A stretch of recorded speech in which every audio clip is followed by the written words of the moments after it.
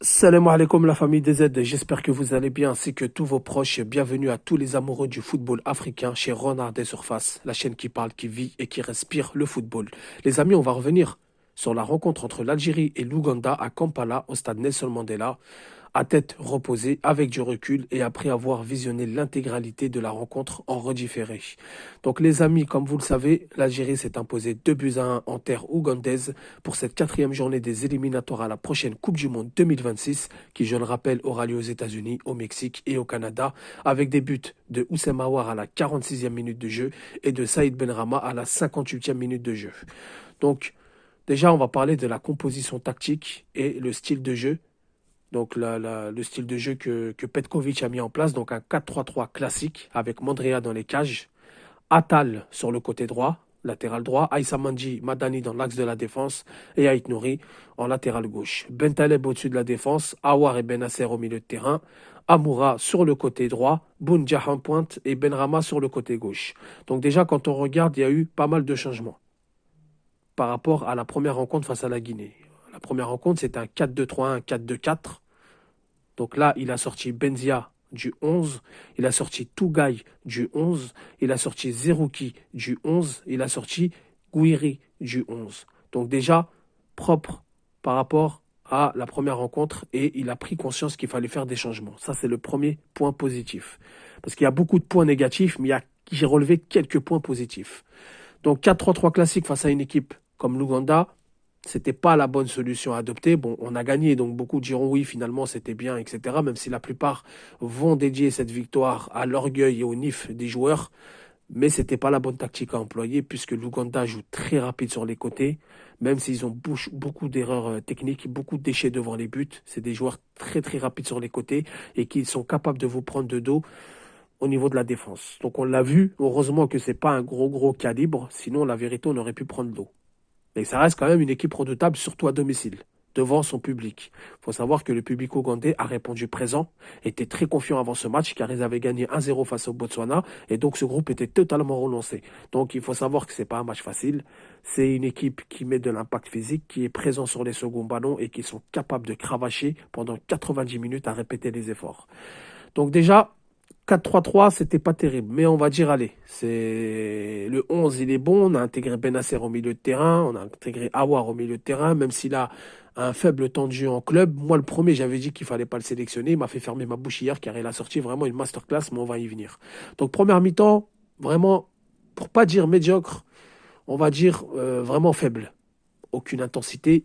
Les Ougandais, comme toute autre équipe qui nous rencontre de ce calibre-là, jouent en bloc bas, double rideau défensif, attendent la moindre erreur pour nous mettre des buts et ça a payé à la 10e minute de jeu puisque d'une mauvaise relance de Mandi pardon sur Madani voilà qui dégage la balle comme il peut, revient sur un joueur ougandais qu'ils avaient pressé haut, qui sont montés haut, leur premier rideau défensif est monté haut. De là, ils ont pu récupérer la balle, marquer un but dès la 10e minute de jeu. À ce moment-là, on pensait tous qu'on allait s'effondrer, moi le premier. Mais il y a un point positif qu'il faut relever, les amis. Quand j'ai revu le match dans son intégralité, j'ai remarqué une chose que j'ai pas remarqué hier, c'est qu'on ne s'est pas précipité. Même si on a mis des balles en cloche devant, même si on a eu des déchets techniques, des erreurs de passe, c'était pas de la précipitation, puisqu'on a cherché le coéquipier, on a cherché à créer le jeu, on a patienté, on a essayé de faire sortir ce bloc bas. Parce qu'il faut savoir qu'ils ont joué bloc bas, pas si bas que ça, mais quand même, il y avait une bonne organisation, milieu de terrain, premier rideau défensif et le deuxième rideau défensif. Ils avaient du mal à sortir sauf en contre-attaque. Donc on ne s'est pas précipité, on a essayé de faire tourner la balle, on a essayé de trouver la faille, et ça a commencé à payer avec la clairvoyance d'un joueur comme Houssem Aouar, hein, qui pue le professionnalisme, formé à l'Olympique Lyonnais, qui a côtoyé le haut niveau. Donc ces joueurs-là, ils ne se précipitent pas, ils ont un calme, ils savent se placer sur le terrain, on peut dire ce qu'on veut, mais Houssem Aouar, il a cette caractéristique-là, et c'est ce qui a fait qu'hier, il a été étincelant. Donc ça s'est accéléré en fin de première mi-temps où on a eu deux grosses occasions. Le poteau de Saïd Benrahma suite à une remontée de balle d'Oussem Aouar sur le côté gauche, pardon. Donc il remonte la balle, il la donne à Benrahma. Benrahma qui met une frappe sèche, qui s'écrase sur le poteau, qui revient dans les gants du gardien. Et sur un coup de pied arrêté où Bentaleb met une tête, elle passe au-dessus de la transversale. Donc à ce moment-là, On s'est dit, c'est peut-être des efforts qui commencent à payer, et ça a payé au retour des vestiaires. Et c'est pour ça que pour moi, lors du retour des vestiaires, le but d'Oussem Aouar ne vient pas de nulle part. Puisqu'on a essayé de faire le jeu, on a essayé de créer ces situations. La preuve, on n'a pas eu de corner en première mi-temps. Il me semble qu'on n'a pas eu de corner, ou très très peu de corner, un ou deux, mais il me semble qu'on n'a pas eu de corner. On a eu beaucoup de coups francs, on a obtenu beaucoup de fautes. Ce qui prouve qu'on ne s'est pas précipité. Ça, c'est le seul point positif que je retiens de cette première mi-temps. Dès le retour des vestiaires, j'ai vu quand même des points positifs. Bah déjà, on a été récompensé par la fin de première mi-temps, où est-ce que Aouar, il ouvre le score suite à un travail de Benrahma. Il centre, il trouve personne. La balle vient sur le joueur ougandais, un pressing très très fort de Youssef Attal qui tacle, qui récupère, qui met la balle à Amoura, Amoura qui la met à Benrahma, et puis avec son tir contré de Bagdad Bounedjah devant le but, revient sur les pieds d'Oussem Aouar, encore une fois, placé là où il faut. Donc c'est pas du hasard. C'est un joueur qui a su lire le jeu, c'est un joueur qui a su hausser son niveau, et il s'est retrouvé dans la surface de réparation. Il aurait pu se retrouver en retrait, il aurait pu se retrouver ailleurs, il s'est retrouvé là parce que c'est quelqu'un qui lit le jeu. Et ça, c'est très important. Quand on revisionne le match, on comprend, tout ça on le comprend. Donc égalisation, et ensuite contre-attaque de Amoura sur un corner ougandais mal négocié. Une erreur du défenseur ougandais, enfin plutôt de l'attaquant ou du milieu de terrain. Il me semble que c'était un milieu de terrain. Donc Amoura, pardon, excusez-moi les amis.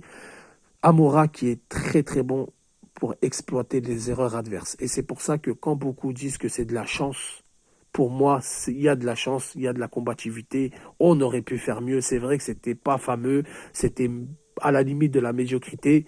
On retiendra les 3 points, ce que vous voulez, mais Amoura, c'est un joueur qui a montré auparavant face au Mozambique, qui a montré face à la Guinée, malgré qu'on n'a pas égalisé, qui a montré beaucoup avec l'équipe d'Algérie, même face à l'Ouganda, à Japoma pour la qualification de la CAN 2024, donc c'était l'année dernière.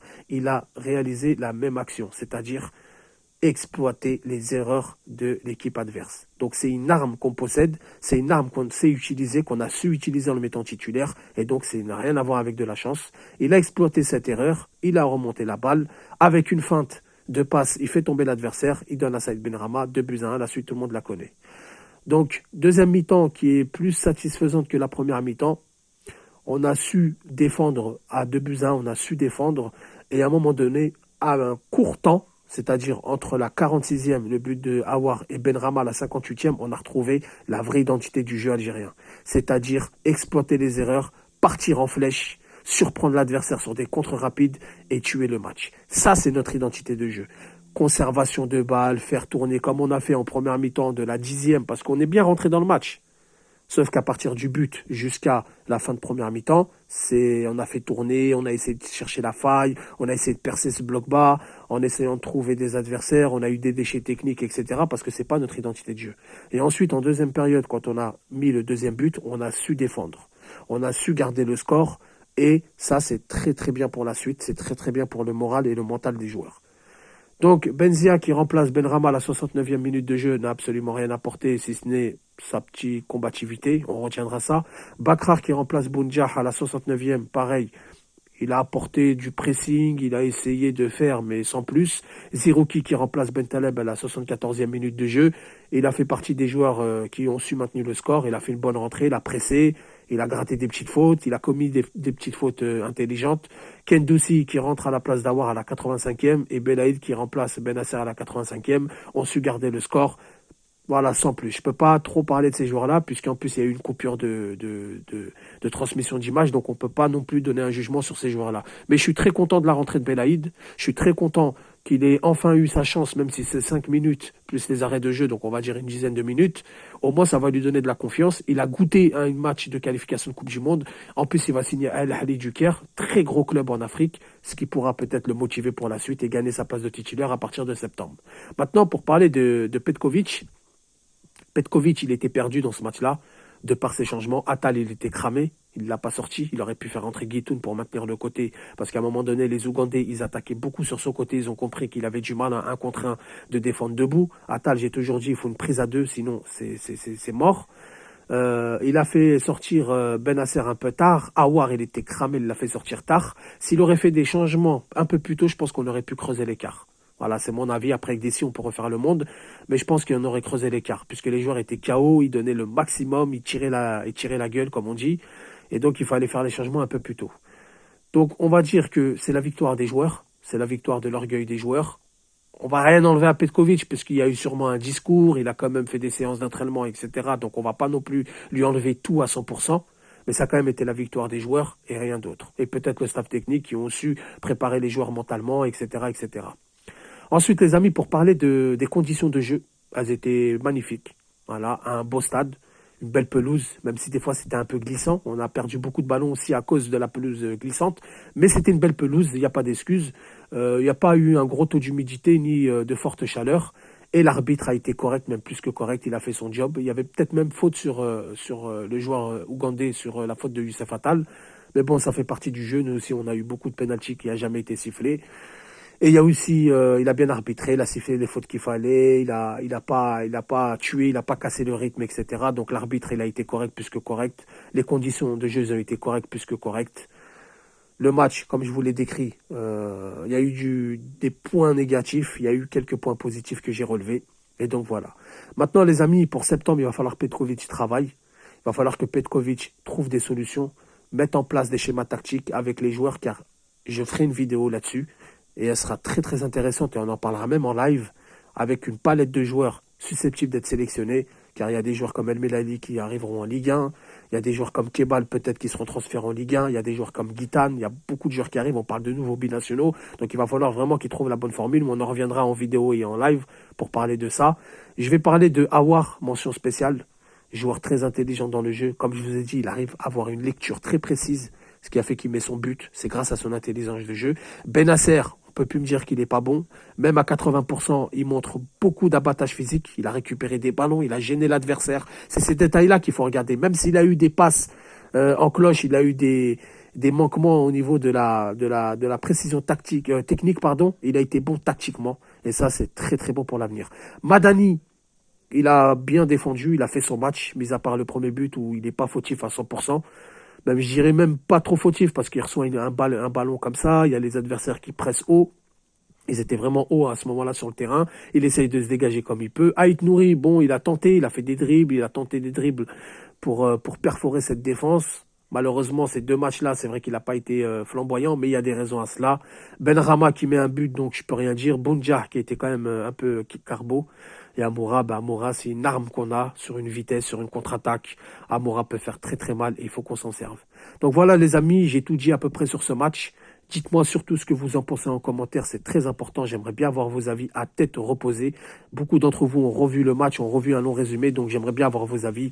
Merci d'avoir visionné, je vous retrouve très bientôt. Salam alaikum, que la paix soit sur vous.